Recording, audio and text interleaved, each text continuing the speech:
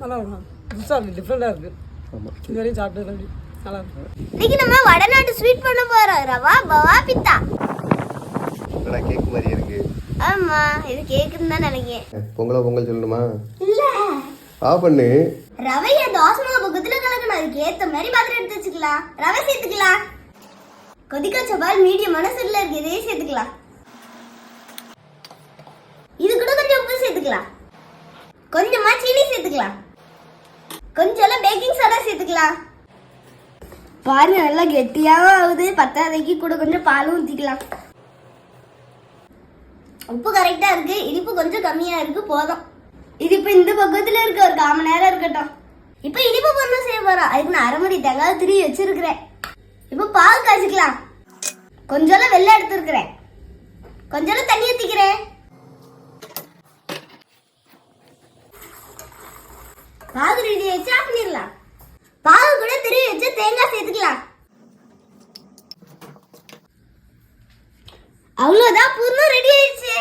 நான் 1/4 மணி நேரம் சொன்னேன், அரை மணி நேரமே வச்சுட்டோம். இதை இட்லி மாதிரி ஊத்தி எடுத்துக்கலாம். இந்த மாதிரி கப்ல தான் நான் ஊத்தி எடுக்க போறேன். நெய் இல்லைன்னா எண்ணெய் ஊத்திக்கோங்க, அப்பதான் ஒட்டாம வரும். டிசைனுக்கு திராட்சை பழம் வச்சுக்கலாம்.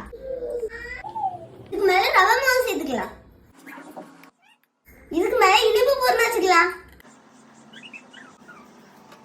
இதுக்கு மேல மறுபடியும் ரவை மாவு ஊத்திக்கலாம். மேலையும் திராட்சை பழம் டிசைன் வச்சுக்கலாம். இதான் நமக்கு டிசைன்.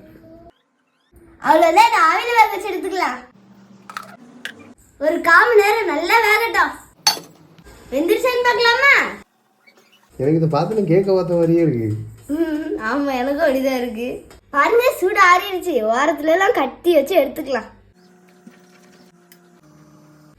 அந்த கப் கேக் வரல அந்த மாதிரியே இருக்குல்ல. ஆமா, இதுல ஒரு பேப்பர் வச்சிருப்பாங்க, நம்ம பேப்பர் வைக்காம பண்ணிருக்கோம். அவ்வளவுதான், ரெடி ஆயிடுச்சு. சாப்பிட்டு பார்த்துடலாம். ஏன்னா இதுவரை சாப்பிட்டது கூட கிடையாது, செஞ்சு பார்த்ததே கிடையாது. ரவை கேக்குள்ள இனிப்பு இந்த மாதிரி இருக்கு. சும்மா ஸ்நாக்ஸுக்கும் செய்யலாம்ல. ஓகே தான், எனக்கு பிடிச்சிருக்கு. ஒரு சில பேருக்கு ரொம்ப பிடிக்க கூட வாய்ப்பு இருக்கு. எனக்கு அந்த பேரை சொல்ல கூட முடியல. இதுக்கு நான் ஒரு பேரை வச்சிருக்கிறேன், இனிப்பு பூரண இட்லி. அதே மாவு தான், அதே பொருள் தான். என்ன இட்லி தட்டில் ஊற்றி இருக்கிறோம், அதான் இனிப்பு பூரண இட்லி. சுபின் வள்ளியூர் பிரபாகரன் ஒரு பணம்.